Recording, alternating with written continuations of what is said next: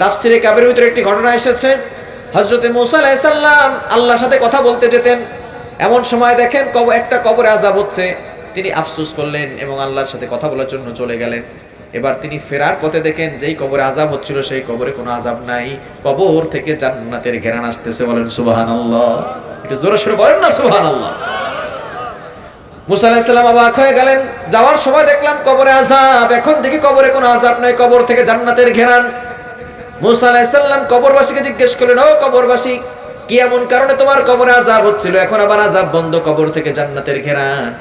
আল্লাহ পাক রব্বুল আলামিন মূসা আলাইহিস সালামের এই প্রশ্ন শুনে ওই কবরবাসীর জবানটা খুলে দিয়েছে। বলেন সুবহানাল্লাহ। কবরবাসী কথা বলতে পারে কি পারে না? অনেকে বলবে, হুজুর মৃত ব্যক্তি কথা বলতে পারে কিভাবে?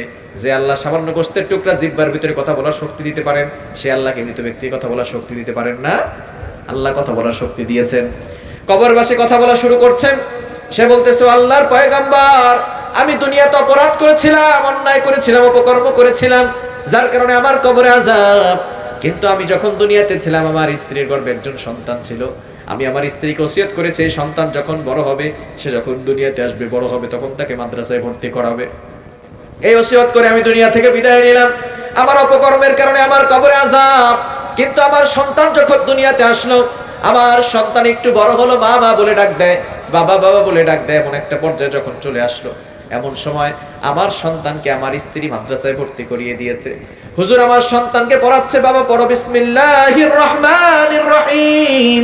আমার সন্তান পড়া শুরু করেছে বিসমিল্লাহির রহমানির রহিম। যখন এটা পড়েছে আল্লাহর ইশকে ধাক্কা লেগে গেছে। আল্লাহ পাক রব্বুল আলামিন ডাক দিয়ে বলেন, ও ফেরেশতারা দেখো, আমার বান্দা দুনিয়াতে অপকর্ম করেছে, কিন্তু ওসিয়ত করে আসছে সন্তানকে মাদ্রাসায় ভর্তি করানোর জন্য, ধর্মীয় শিক্ষা দেওয়ার জন্য, কোরআনের শিক্ষা দেওয়ার জন্য। এই বান্দা যদি অপকর্ম করেছে, অন্যায় কাজ করেছে, যার কারণে তার কবরে আযাব হচ্ছে, কিন্তু তার অবুঝ সন্তান আমি আল্লাহর নাম দিয়ে পড়া শুরু করেছে, পড়ছে বিসমিল্লাহির রহমানির রহিম, পরম করুণাময় আল্লাহর নামে শুরু করেছে, যিনি রহমান, যিনি রহিম। ওই অবুঝ বাচ্চাটি আমাকে রহমান বলে ডাক দিয়েছে, আমাকে রহিম বলে ডাক দিয়েছে। ওই অবুঝ বাচ্চাটি আমাকে মেহেরবান বলে ডাক দিয়েছে, দয়াময় বলে ডাক দিয়েছে। যেই অবুঝ সন্তান আমাকে রহমান বলে ডাক দিল, ওই বাচ্চার বাবার কবরখানা আমি জান্নাতের বাগান বানায় দিলাম। এজন্য সন্তানকে সঠিক শিক্ষা দেওয়ার দরকার আছে না নাই? কোরআনকে পড়ার দরকার আছে না নাই? কিন্তু দুঃখজনক হলেও সত্য, বছরের পর বছর চলে যায়, যুগের পর যুগ চলে যায়, কোরআনটাকে ধরে যে একটু চুমু খাবো সেই সময়টুকু আমাদের হয় না। কোরআনটা ধরে যে একটু বুকের সাথে লাগাবো সেই সময়টুকু আমাদের হয় না, ঠিক কিনা? কোরআন তো আল্লাহর কিতাব, যে কোরআনের দিকে তাকালেই সব হয়, যে কোরআন পড়লে সব, তাকালে সব, সেই কোরআনটা আমরা ধরেও দেখি না। আজকে বাসায় গিয়ে ওযু করে কোরআনটা ধরবেন, বুকের সাথে লাগাবেন, চুমু খাবেন, কোরআনটার দিকে তাকাবেন, আর মনে মনে নিয়ত করবেন, আল্লাহ এটা তো সব তোমার কথা। কোরআনের প্রত্যেকটা কথা কার কথা? আরো জোরে বলেন, কার কথা? এতটা ব্যস্ত হয়ে পড়ছেন, ওই কোরআনটা ধরার একটু সুযোগ হয় না। এত ব্যস্ত আপনি, আজকে মরে গেলে, আজকে যদি মরে যান, এত ব্যস্ততা কি হবে বলেন? অনেক কাজ তো আপনার বাকি আছে, কালকে এটা করবেন, তারপরে দিন এটা করবেন, অনেক কাজ তো আপনি লিখে রাখছেন, মনে মনে চিন্তা করে রাখছেন, যদি আজকে মারা যান কি হবে আপনার?